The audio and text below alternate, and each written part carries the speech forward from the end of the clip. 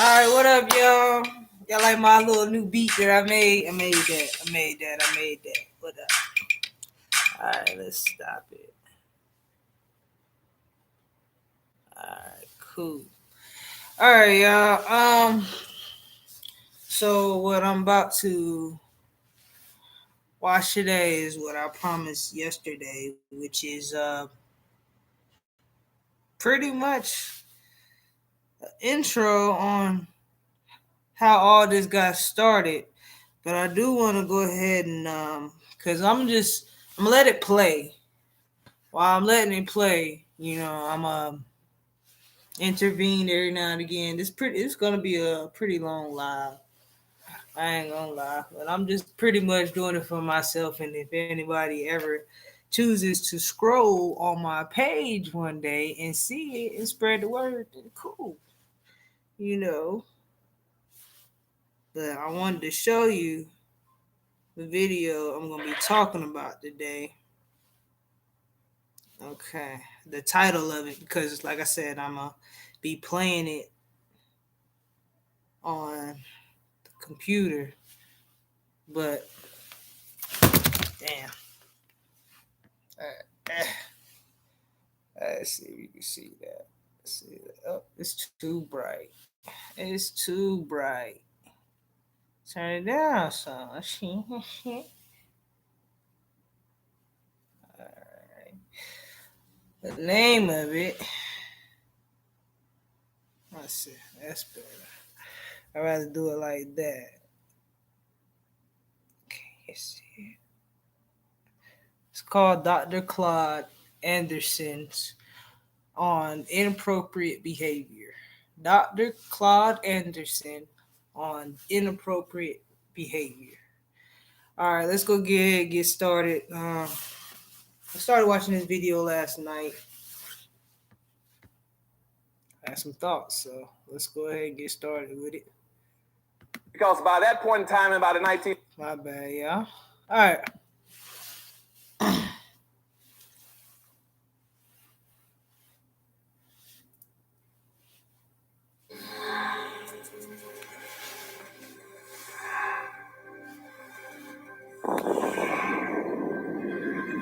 Now, black folk will be going into that underclass structure starting in about another 2 years. Once we go into it, we'll be locked and frozen in it by the year 2013 or 2010, that general time frame. We got, all of us got about 2 years to either get our act together or hang it up. If we don't do some very specific things in that next 2 year period, we will not get out of it, and the window's going to close on us. Now, what's going to drive us into this underclass structure? First of all, are the legacies of slavery and Jim Crowism. We are still bearing the burdens and the scars. They were never corrected. That's one of the failings of our leadership in this country. They had the nerve, the audacity to let black folks suffer for 460 years. And at the end of the civil rights movement, rather than going back and saying, let's find out what has happened to black folk for 460 years. Have they been psychologically, emotionally, politically, educationally damaged? Nobody spent 1 minute of time trying to figure out what had happened to black folk over all that period of time. So in the course of the civil rights movement, at the end of it, they say, well, let's pretend that nothing has happened to them, that they were not injured, they were not hurt. And now let's go seek integration.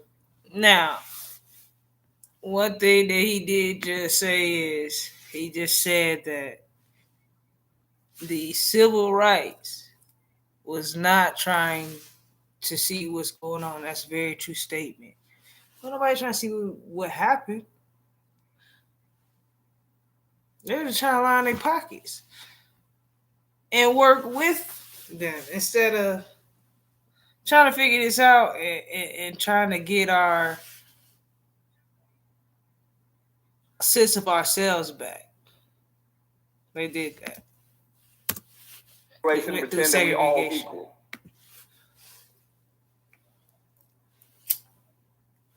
Now, that was grossly unfair, because by that point in time, in about the 1966 period, whites had become economic giants in America. They owned and controlled everything at that point in time. Black folk didn't own anything. Whites control almost 100% of all the wealth, the income, the privileges, the businesses, the resources, and all levels of government. Blacks had nothing. Blacks were 1-foot midgets. And they allowed us then to use integration to walk from our communities, from our ghettos over in their communities, totally disarmed, not understanding anything, blind, naked, and then saying you go and compete. Compete with what?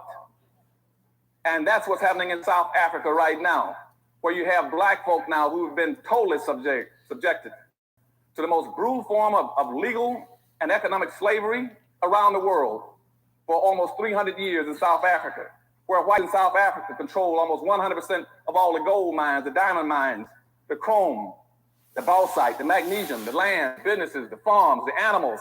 And now in South Africa, they've been told that they're free. Now, anybody in his right mind would have said, hold it a second. Now, if there's been a reform in South Africa, since whites have gotten everything and blacks got nothing, you should have seen on the news a massive flux of whites trying to get out of South Africa. If there's going to be any significant real change, wouldn't you agree? Somebody would have been trying to get out of there. The airports would have been jammed. And you all haven't heard a peep. You know why? Because nothing is changing. Because in South Africa, the dominant, arrogant white society that's been so brutal to black folks still owns and controls 100% of all the gold mines, diamond mines, silver mines, chrome, bauxite.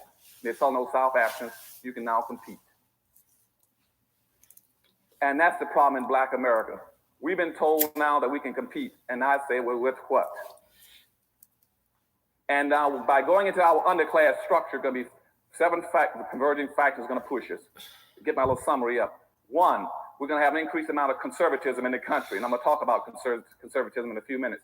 2, we're going to have a massive unending influx of immigrants into the country, going to push us down. We have been the number 2 population in America now for over 460 years. We're going to get kicked out of being number 2 and going down to number 3. When are we going to go down to number 3? We're going to go down to number 3 in less than 2 years. Now, when I wrote my book, about 4 or 5 years ago. Now, this video was made. Young Black Wealthy Builders posted this video 8 years ago. Young Black Wealthy, what they say it was? Young Black Wealthy Builders posted this video 8 years ago. Now let's go to Siri.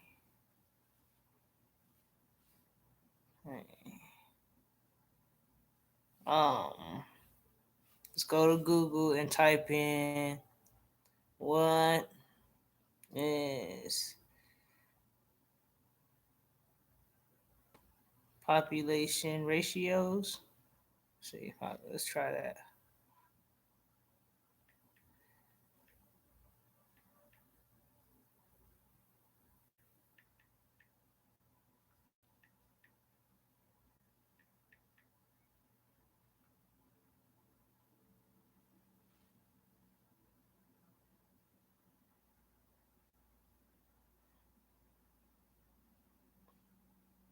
Damn. He right. We still sitting at 12.4%. And that was what? That is the 2020 Census Bureau.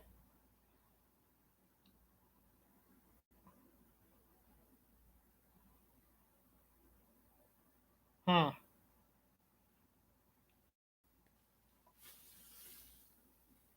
don't know why I just did that, but whites are 61%, blacks are 12.4%, 2 or more races is 10.2%, and some other races 8.4%.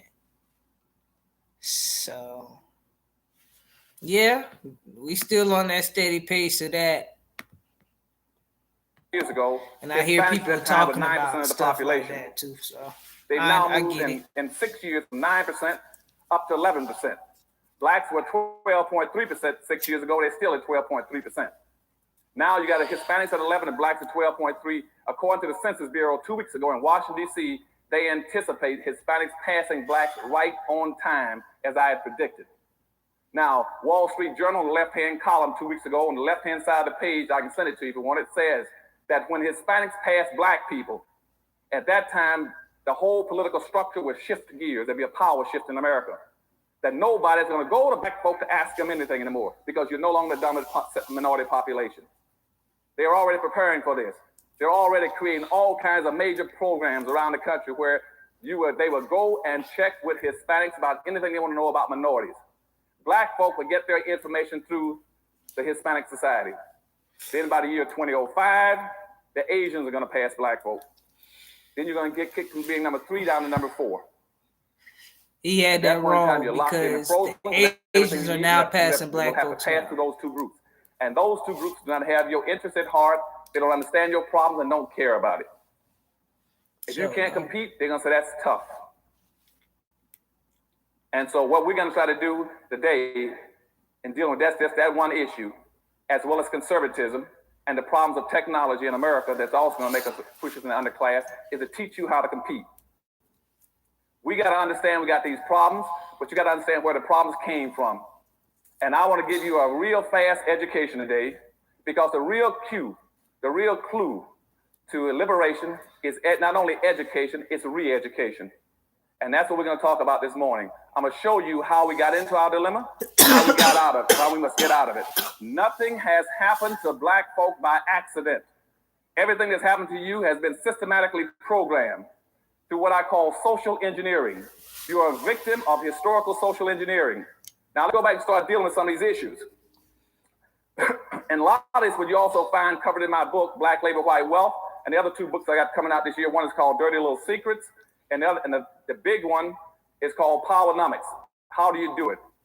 And Powernomics, you won't know what Powernomics is, but I'm going to talk about it a little later. Powernomics is teaching my people how a new way of seeing, thinking, and behaving. And that's what the whole thing will be about this morning. You got to change the way you're seeing and thinking, behaving. Why? Because I said we've been locked into an underclass structure, because we got 2 major problems in America. One problem is that maldistribution of wealth and resources I told you about that's in South African America, where whites own and control everything. That's your number 1 problem. The second problem we're going to talk about this morning is the inappropriate behavior pattern of black folk. Those are the only 2 problems you have. I don't care what anybody else talks about in America. It's not worthwhile wasting your time. The problem in America is not drug abuse, crime, low-income housing, public housing, food stamps, welfare, teenage pregnancy. Those are symptoms of a problem. The symptoms of the fact that you don't own and control anything to run you and control your lives. Amen. That's the problem. And the second thing is inappropriate behavior patterns. And before I get into the inappropriate behavior patterns, let me define that for you. Now, I'm in current day terms, I might call it the Rodney-King syndrome. It's pretty familiar to most of you. That's when somebody pulls you out of a car, breaks your jaw, breaks 3 ribs, cracks 2, knocks out 2 teeth, gives you a concussion, breaks your wrist, breaks your kneecap, and stomps you, and you say, why can't we all get along? That is inappropriate behavior. Or if I'm in Detroit, Michigan, as when I was there functioning as an assistant police commissioner during the riots, and I was working on riot possibilities and techniques in the city, I get a call down by some people who had been involved in a couple of murders. And he said, look, I didn't have anything to do with it, Anderson. I just there, I witnessed it. I said, what happened? Well, you see, they'd had a disturbance in Detroit, Michigan. And the police broke into a motel and found 2 black boys in there with some white girls. And they didn't like that, even though they were in a black neighborhood. They had paid for the room. It was their right and privilege to be wherever they wanted to be. It was between them and God. But the police officers were white. They were very disturbed about this. So what they did, they took those 2 boys on a Friday. They beat them all day Friday. They beat them all day Saturday. Then by Sunday, they had gotten tired of beating them. They said, well, we just go ahead and kill them. And so one of the officers picked up a rifle, and hit the oldest black kid in the back of the head with a rifle. The kid was only about 22 years of age. Hit him so hard that it knocked one eye completely out of socket and bulged the other eye and broke the rifle stock. And the poor kid fell on his knees and crawled around and found the broken stock in the rifle, and on his knees held it up and apologized for having a hard head. That is inappropriate behavior. Now, that's one example. And in my lifetime, I've seen a black man do this. not per se get beat down with physicality, but just with words. And one reason why I feel like people love Kwame is because he's not going to back down. He stands 10 toes. One reason why people love Kyrie, it's always the K's, man. I'm proud to be a part of that K. I'm proud to be a part of the K. World, because people names that start with K, seems we stand 10 toes on what we believe in, and you see this all the time. Like you'll see what do you call it, the go along get along game.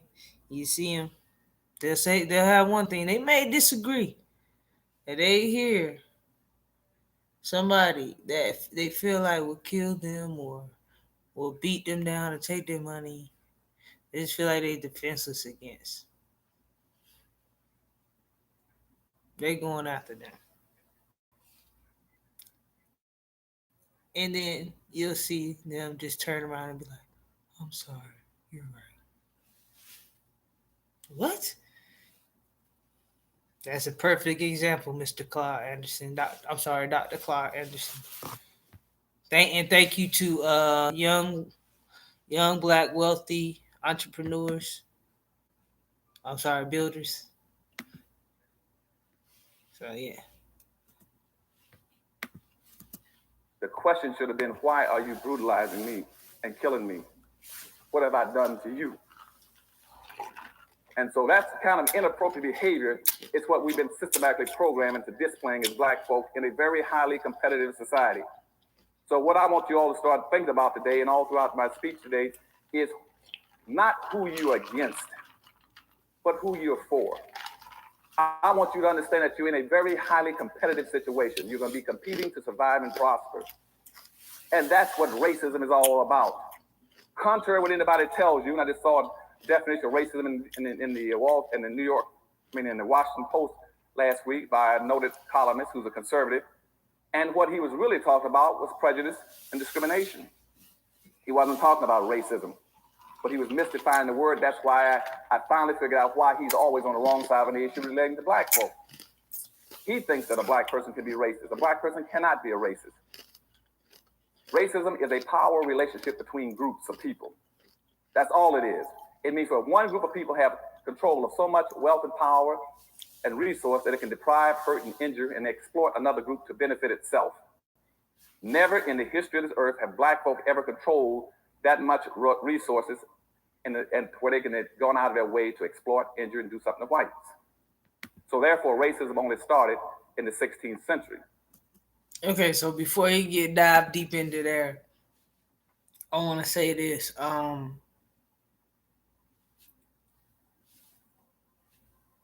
You can't say cannot because there's always can before there's cannot. So when you say black people cannot be racist, they can. It's possible, but in this lifetime, right now, they're not equipped enough to be racist. So I'm gonna just say that. I'm gonna just leave it at that. But yeah, cannot is not is a conjunction word. It takes two to merge that to even happen. So if something you feel like you can't do something, well, for one, you're stopping yourself, and for two, that what he's talking about is stopping you. So if you get out your way and only have one fight to deal with, you'll be all right. Let's get back to it. When he began to commercialize slavery against blacks, that's when racism started. There was no such thing as racism before that. The other thing, and before I get into my presentation, you got to understand racism also comes from the word race. Race means group. So whenever you hear people talking about now, you cannot prove racism because somebody fired you from a job, they are absolutely right. and the power structure, and all the white think tanks in Washington know that. That's why you can no longer prove racism, because racism does not apply to an individual. It applies to a group. And because I discriminate against you, that's individual, that's personal. It's not group-based, and so you can no longer prove group-based discrimination. The second thing about the word race, remember also, which is very important for our discussion today, is the word race means being in competition. See, they didn't pick house, tree, car. They said racism. Race means being where people are competing from here to there. And we are in competition. That's what racism means. Black people must learn how to compete or survive, or not compete and perish. And so this morning, we're going to start talking about what we got to do. Now, let's go back to see when everybody said, where did this start? Let's go back to where it started. It all started in Africa. And as I go through all this, I want you all to keep some points. And I'll stick my finger up in there. Remember those points. Those are the points going to be hurting us today. Those same points I'm going to articulate to you today. Now, all this started in Africa. Let's say about 1441. There was a guy called Henry the Navigator who went around the coast of Africa, and he found some slaves and traded some slaves off. And he brought them back to Europe. And he took them back to Europe, and he gave them to the Pope as gifts. And the Pope in the Catholic Church was so beautifully appreciative of these slaves that he then said, since you've given me these slaves, what I'm going to do now is award you 300 miles of the coastline of West Africa, which is now called the Gold Coast. So Henry the Navigator was given land by the Pope, the Catholic Pope, and the Catholic Pope didn't even own the land.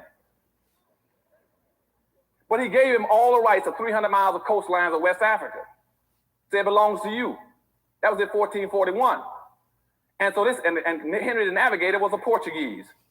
So he began to try to encourage other Portuguese to go around and try to find some more slaves. So this is a good thing. We own all that land around there now. By 1487, the Pope then said, so many people began to pick up slaves. He says, what I'm going to do now is put out a public declaration and officially declare slavery to be a legitimate enterprise. And the Catholic Church was the first one to do it. Now, why is this important? Because you see, up until that point in time, slavery was never based on skin color. Slavery was based on three things to put you into slavery. One was an indebtedness, where you owed somebody something and not paid it off. Two was that you were through religious persecution. Or three, you were a prisoner of a war or conflict, and you were now a captive, and they were forcing you into labor. Those were the only three reasons you could get into slavery, until the Catholic Church put out this declaration. And now they added a fourth variable, which says color is now a factor. Now that's very important, because the Catholic Church now had, in previous slavery, in earlier parts of the century, let's say immediately after Christ was born, the Catholic Church played a very pivotal role in saying, as a religious institution, we got an obligation to represent those who are enslaved. And the Catholic Church set up a system that they would go through, whether it was a Greek slave or Roman slave. They looked after the rights of the enslaved, protected them, saying that even if you're a slave, there are certain things that people cannot do to you. The Catholic Church accepted that responsibility. Now, the Catholic Church now has condoned black enslavement based on skin color. That was totally different. But also, the first thing they did, they abandoned any interest in representing the interests of the enslaved, even though they'd done it for everyone else. And all of a sudden, the problems began to develop in Africa. Other religions began to join in. So people say, well, Dr. Hanson, how are they able to enslave us? Because we were doing some things wrong in Africa. As the other religions joined in to start enslaving blacks, so that I need y'all to hear. I need y'all to hear what he said, man. Because this right here, this is very disturbing. You know what I mean? And now, from this moment on, I want you to take what he says and look at how everybody is acting today. Like, just listen.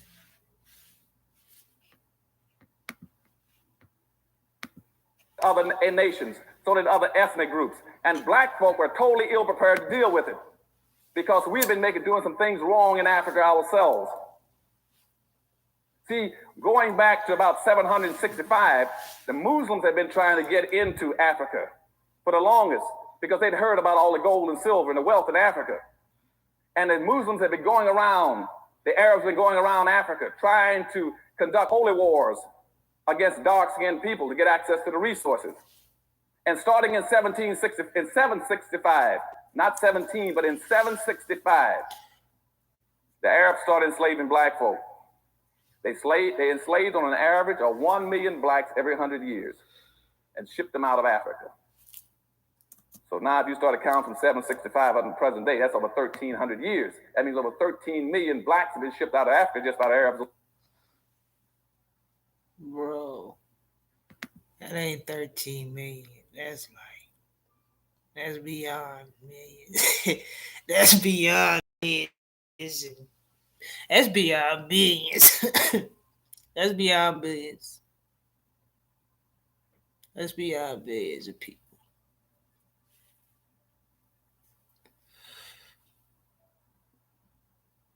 Damn.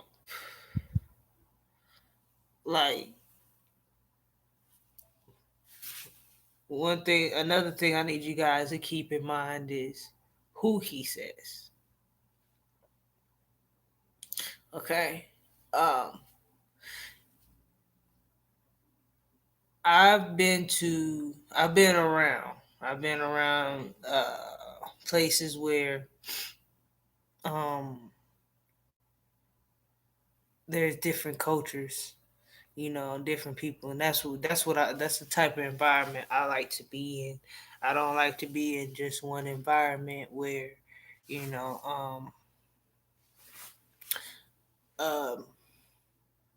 it's like just one culture, one dominant culture. No. Nah, man, I need a mix. I need a mix up because in that mix up, why do I feel a little bit more safe? Because I feel like everybody else is on guard just like I am. One person and you speaking one language, and I'm speaking a different language. I'm the only one in there that's speaking that different language. Oh, I'm easy prey. I'm easy prey. So we gotta understand something. We gotta hear who he's saying. First people on the list are the Arabics. Why did they want to come after us? Because for our gold and silver. Nah, come on, let's listen. Let's listen some more. Arabs alone, and Arabs are still shipping blacks out slavery. If you go to Ethiopia and Mauritania, you now find in Sudan, you still find blacks being sold by Arabs for actually about $475 a piece. So Arabs have been selling blacks now for over 1,300 years. But when you get around the 900s, or 200 years after that, the Arabs are still trying to penetrate the blacks to get their wealth. And blacks have gotten an international reputation to be one of the wealthiest nations on earth, talking about walking on streets of gold. And so from 900 up until about 4.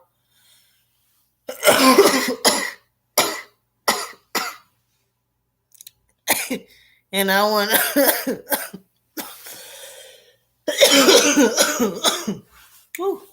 Devil don't want me to get this out. But I want you guys to realize something.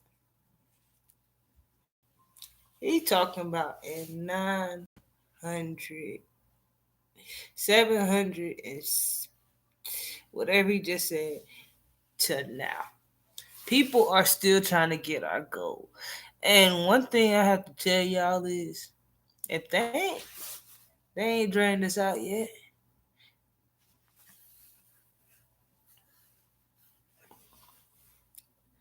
I'm kind of like, what? Like, I want to go home and go get that. I want to go home and protect what's there. Why not? If they haven't gotten everything and they've been in this country for how long?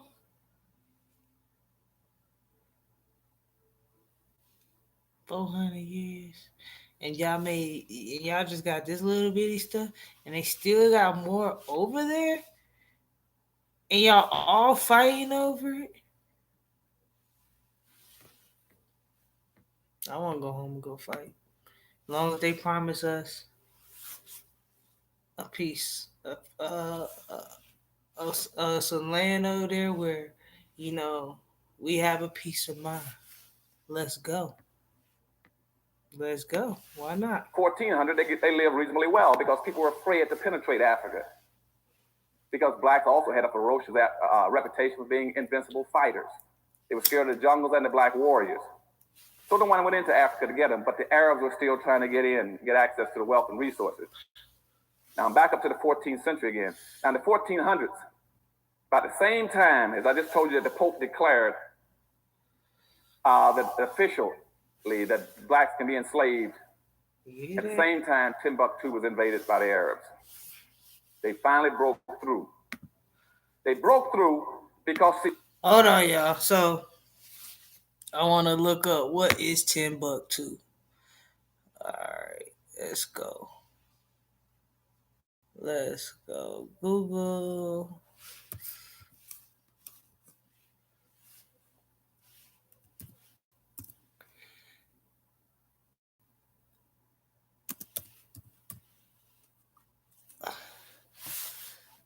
Timbuktu and Bama Slam encompass 1,600 acres of the finest rolling hills, rolling, and lush fields that, that Alabama has to offer.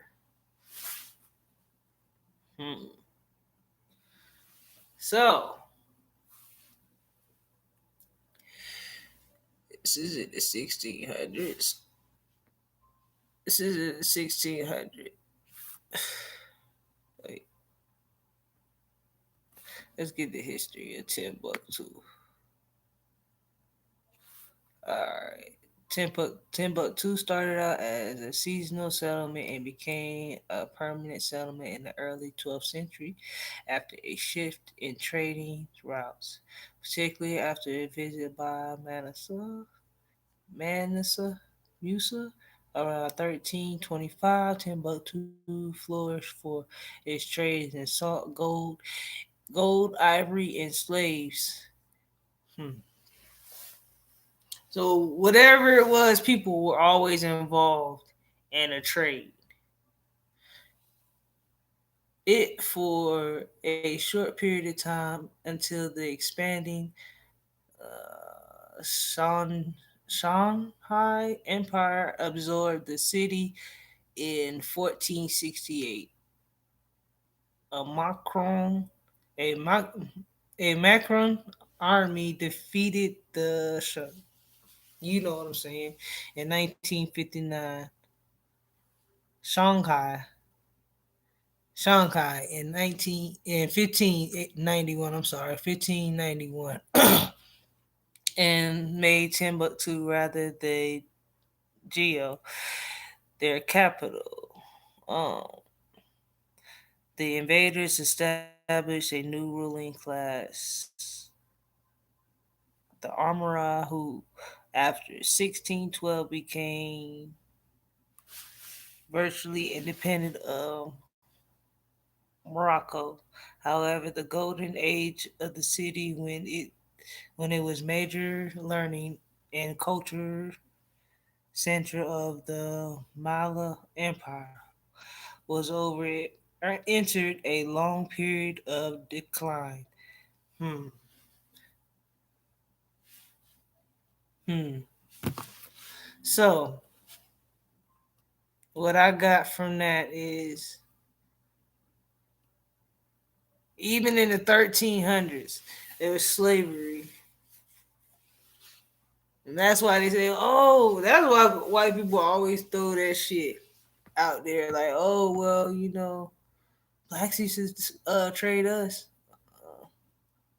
I've heard that before. Huh. See, blacks at that time had three major empires: Ghana, Mali, and Songhai. See, they were the richest nation on earth. But the black leadership had set themselves up to be invaded by the Arabs and consent to be pimped. Because the black leadership was extremely naive, going around practicing what I call benign slavery. Every time anybody came into an African nation, like Mali, Songhai, and what they were saying is that, well, I'll do business with you, but you got to buy one of my slaves. And the slaves were their own people. And they were playing games with slavery, saying, well, it's a tribe, he's a different tribe, so I'll enslave him. But the slavery that blacks were practicing was not the same vicious kind of slavery that came later. But the fact that they were playing with it, condoning it, and willing to sell their own black folk out naively. Now the question becomes, why were they doing it? Okay, why were they doing it? They were doing it trying to impress people with their power, how strong they were, saying that I would do business with you, but let me show you how strong I am. I got 3 or 4 blacks in the back room, and you buy them from me, and then I'll sell you some gold and silver. You see, and what people were impressed with was not really their power. They were impressed with the fact that you had absolutely no interest as a leader in your own people.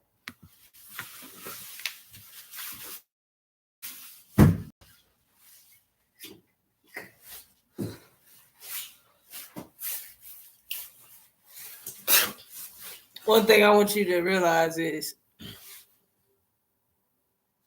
compared to what we're going through today, P. Diddy do it. He had a whole army of black people behind him. They say they contracts are slave contracts. That's what they say. That's what I heard here through videos. I heard. I don't know. I could be wrong. No. Think about it. No responsibility to their welfare. And so when that got out, then all those countries, as I said, once the Pope condoned slavery, they began to flow into Africa because they knew the black leadership did not feel the strong togetherness, the willingness to protect their own people and to look out for them and lead them, and would willingly sacrifice them. So Africa fell wide open. And people poured into Africa after the Pope declared slavery legal in the 1480s. By 1500, between 1500 and 1650, 150 years, they hauled out 5 million blacks just to Central America alone, just right south of here into Mexico and Central America, Costa Rica. Just to give you an example, after the Pope declared that you could legally go after those blacks, they pull out 5 million of them and send them in there. And those blacks, in 150 years, with sticks and stones, not steam shovels, but with sticks and stones and rocks, dug out over 16,000 tons of silver and 400 tons of gold, just to enrich Spain and Portugal. And this was critically important because at that point in time, Africa was a rich continent, had all kinds of wealth. They owe us. And Europe was an impoverished nation. Spain owes us. Europe was run over with crime, sickness, disease, illness, disorganized. Africa was a glory of the world. But you see, our people were playing around, not looking at taking care of the business of their people. At that point in time, all these nations say, aha, we know how to strengthen Europe and rebuild Europe. And that's by displacing the wealth out of Africa and displacing not only the material wealth, but the human wealth of Africa. So they began to pour in and started sucking blacks out of Africa. Not only the black treasures, the gold, the silver, but also the human capital. In some areas, the almost depopulated parts of Africa by shipping blacks out. And over the course of about another 300 years, they shipped out somewhere between 25 and 35 million blacks. And out of all those blacks they shipped out of Africa, over 2/3 of them died en route trying to get here. Mm. As a matter of fact, from the 1500s to 1800s, 6 out of every 7 people that were shipped came across the Atlantic Ocean were black folk. 6 out of 7 were blacks. And they were depopulating Africa, not only as wealth, as resources, but as human capital. Very important. And as they came into and as they shipped them out, everybody began to become enriched. But you still had black leadership that still didn't understand, unwittingly was playing into the hands of people who were much more serious about the games than they were. So I jump up to the year 1619. They brought in 20 blacks into America, formally, even though we'd had another group of blacks in here around in the 1500s. They've been floating around too off the PD River in South Carolina. And we'd had blacks much earlier, the Folsom people. But don't even get into that. But by 1619, they brought in 21 blacks into Jamestown, formally. And those blacks came in as indentured servants. They were traded by a German warship for supplies. Those blacks were free about the year 1624.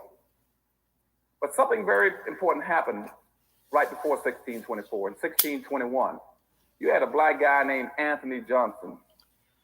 Anthony Johnson came to the United States in 1621, came in from England as a free black. At the same time, you had those other 20 black slaves brought in here in 1619, the first 20 blacks. But this black came in as a free black in 1621. He fucked it up. He came in, and then since he was coming in from England, not from Africa, he then declared himself a free black, declared that he wanted head rights.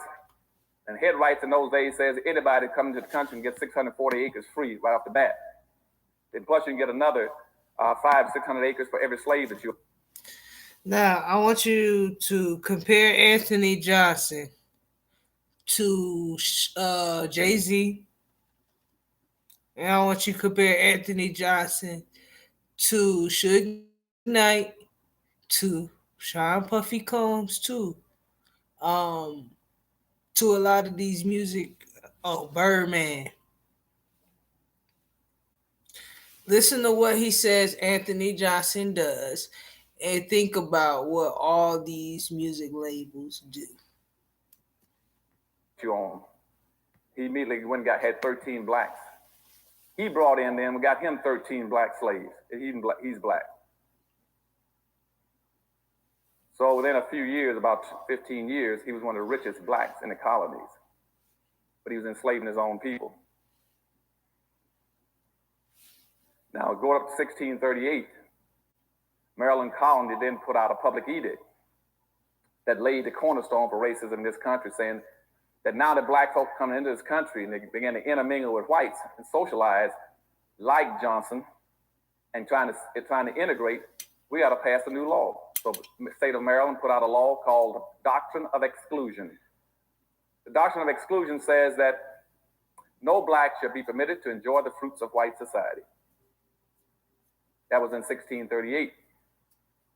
Now Johnson he's really built up his land now.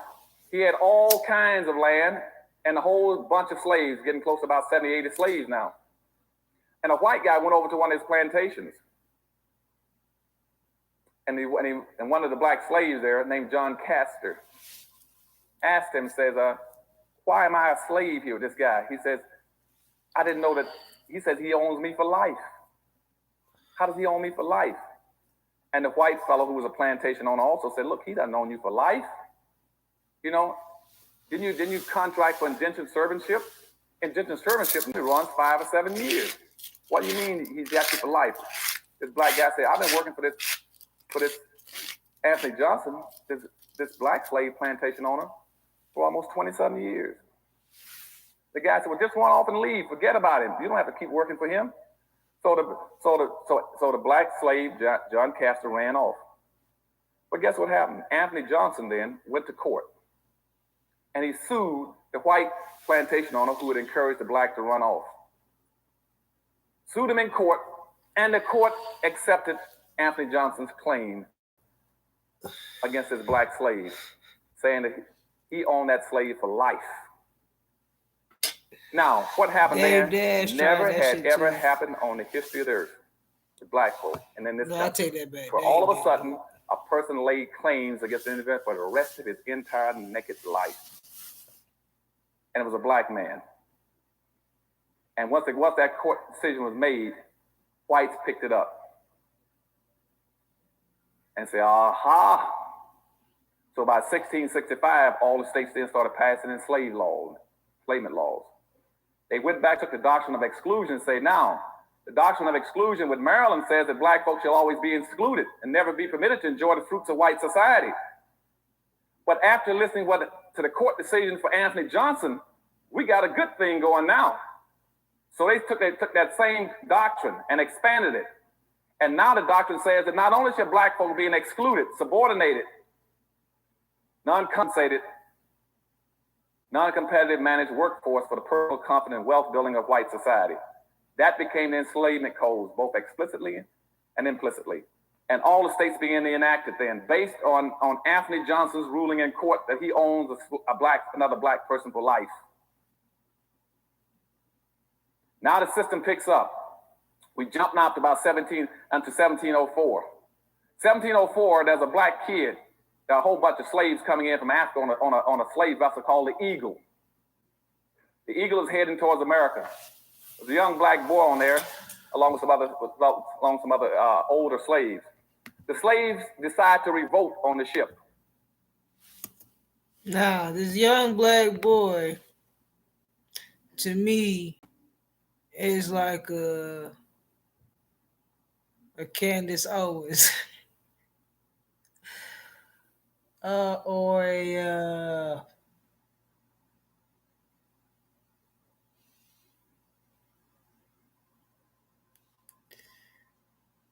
I don't know, what Kanye? I don't know. It's a question. That's the questionable moment. Because that's my dog. Kanye my dog, but if it came down to it, would you move out the way and let Trump take the bullet? Oh no. Crazy scenario. Probably never happen. It's a crazy scenario. But people like, yeah. I can't think of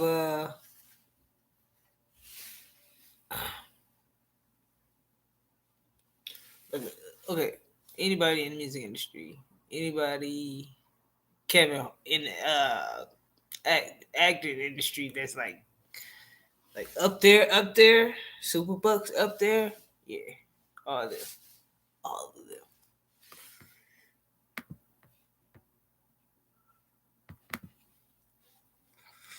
And they took over and knocked the captain down, took over the ship, and took the weapons, and we're going to fight. Let's start take over, control the ship, and headed back towards Africa. And as one of the black folk, and in this country, where all of a sudden a person laid claims against the individual for the rest of his entire naked life. Take it back. And it was a black man. And once that court decision was made, whites picked it up and say, aha. So by 1665, all the states then started passing enslavement laws. They went back and took the doctrine of exclusion and say, now, the doctrine of exclusion with Maryland says that black folks shall always be excluded and never be permitted to enjoy the fruits of white society. But after listening to the court decision for Anthony Johnson, we got a good thing going now. So they took that same doctrine and expanded it. And now the doctrine says that not only should black folk be excluded, subordinated, non-compensated, non-competitive managed workforce for the personal confidence and wealth building of white society. That became the enslavement codes, both explicitly and implicitly. And all the states began to enact it then, based on Anthony Johnson's ruling in court that he owns another black person for life.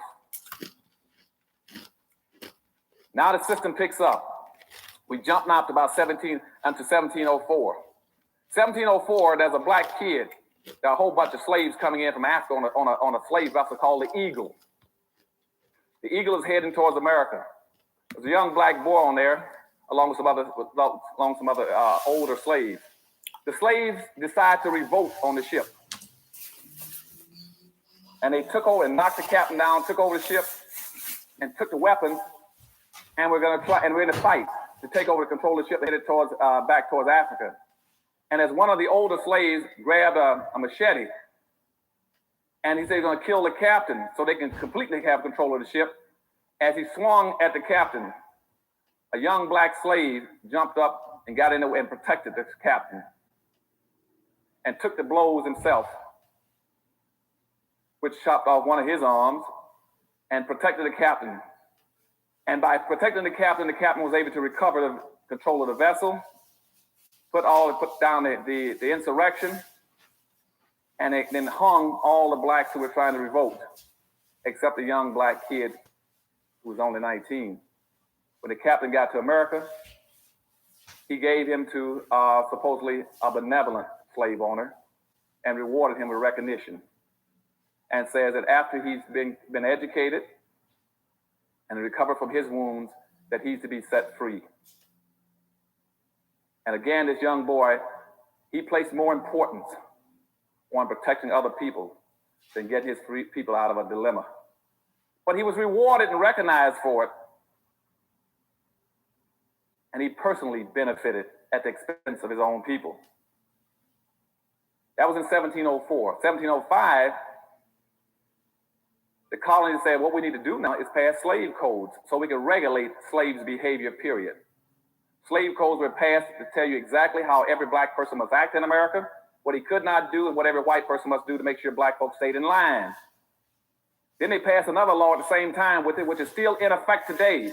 It was called the Diversity Act of 1705. You all call it multicultural and cultural diversity. You all understand what I'm saying to you? I want you all to understand the history. I want to go back to what he said about the revolt. The revolt, to me,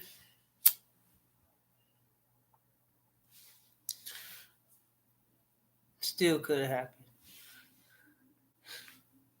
Black people had empathy upon saving that one black kid that tried to save this white man.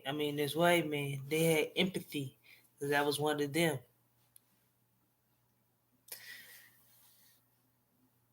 If that was to happen, and I was,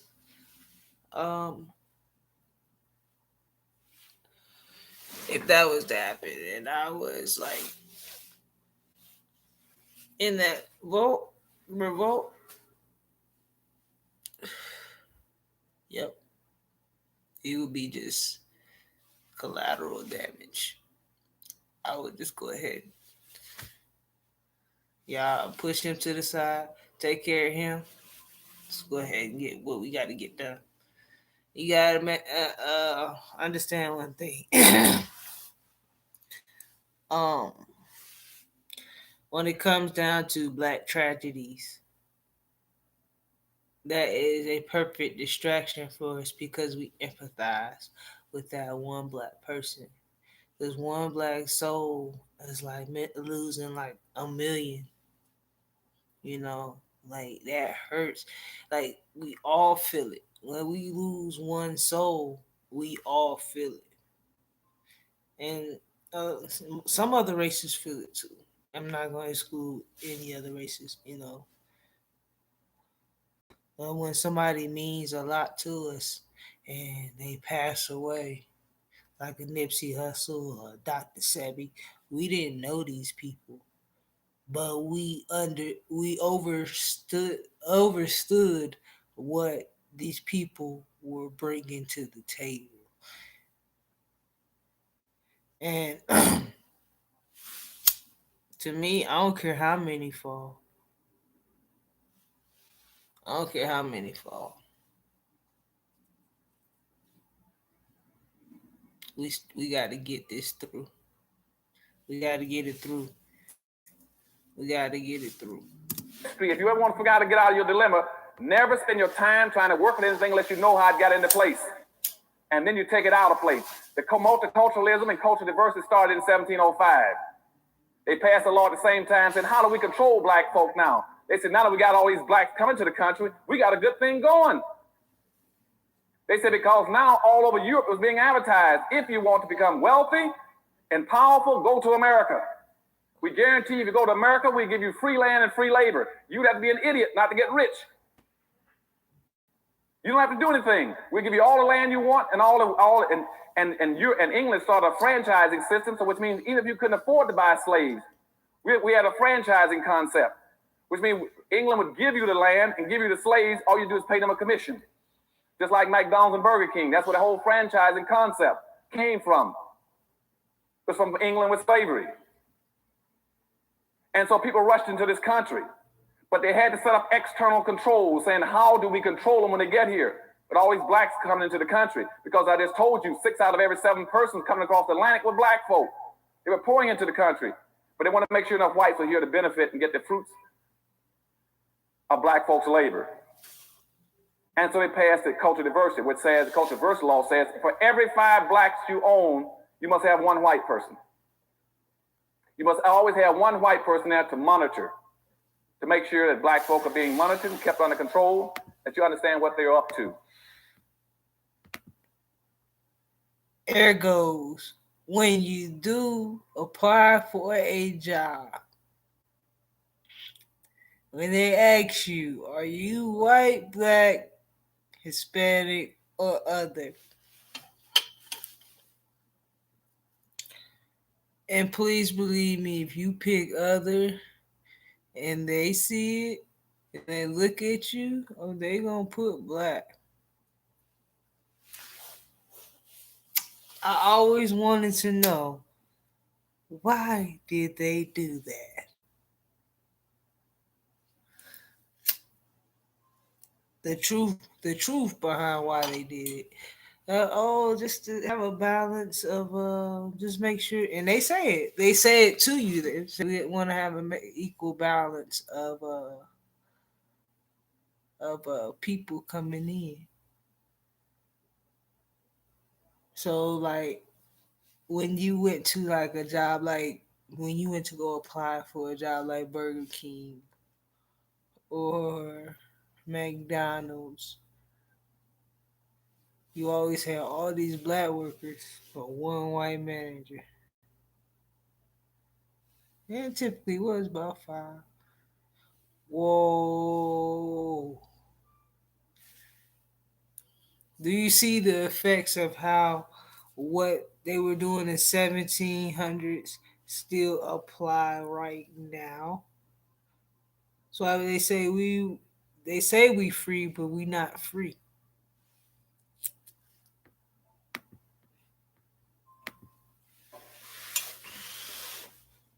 That law stayed into effect and never went out of effect. Now, come 1710. Now, when 1710 came, here's the main point of my talk today. 1710 did something that is totally devastating. Totally devastating. The Virginia colony in 17 passed what they call meritorious manumission. Meritorious manumission says, what we're going to do now that we put up the external controls in 1705, we must have internal controls. We don't have the time to go around and monitor and watch all these black folk coming into this country. We must build in some kind of internal management control. We must build in a way like the Rodney King syndrome, that kind of thing. We must build into black folk an inappropriate behavior pattern. We must teach black folk to see things upside down in a non-realistic manner.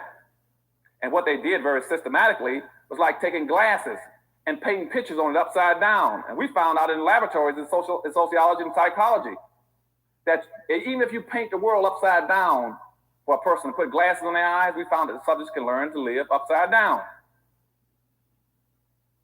They learn how to adjust, learn how to adjust their reach and what they're doing. And we watched it over and over again in experiments with young people in schools, where we paint the pictures upside down and say, what do you see? And the mind has the ability to flip things back over to where the reality becomes the unreal. That the unreal becomes the reality. And once you do that, you got your people nailed to the wall. So meritorious manumission came into effect in 1710 and says, we will reward, we will recognize, we will set free any black person does one of 4 things. 1, if you in fact will save a white person's life. I told you about the young man on the boat with the eagle. There were 5, 6 years before that. If you save a white person's life, you will get your freedom. 2, if you protect a white person's property. 3, if you invent something that a white person can make wealth and power off of. Damn.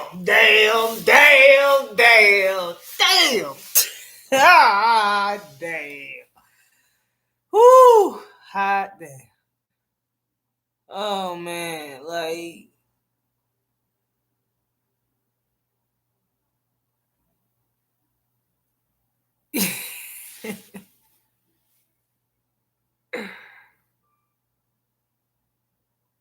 you know what I mean? Like, man, I got this one black dude that works at security at where I work at. Man, he loves it. And I mean, he just a smart. Yeah, I was right to feel how I feel about him.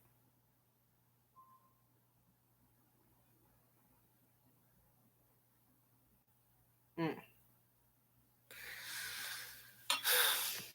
Mm. Some kind of invention. And 4, if you in fact will squeal on, inform on, or tell on your own people. First 48. That was called meritorious manumission. Now, you all might say, why is that important? I'm going to tell you, that was so devastatingly important. And the reason it was so important is because that created a magnificent control system that has never been duplicated. Never been duplicated. As a matter of fact, it has only been replicated one time that I know of, and I'm usually pretty current on most issues in this country, psychological, sociological, historical, and educational in this country. Only one time it's been duplicated. It was duplicated in the 1950s. The communists duplicated it in Korea. They call it brainwashing. All right, y'all. So I'm going to wrap this live stream up. I'm about to come back on here and do another one. Dang, it took me an hour for this. So this is called session 1. I'm gonna be back on here. Yeah, that's crazy.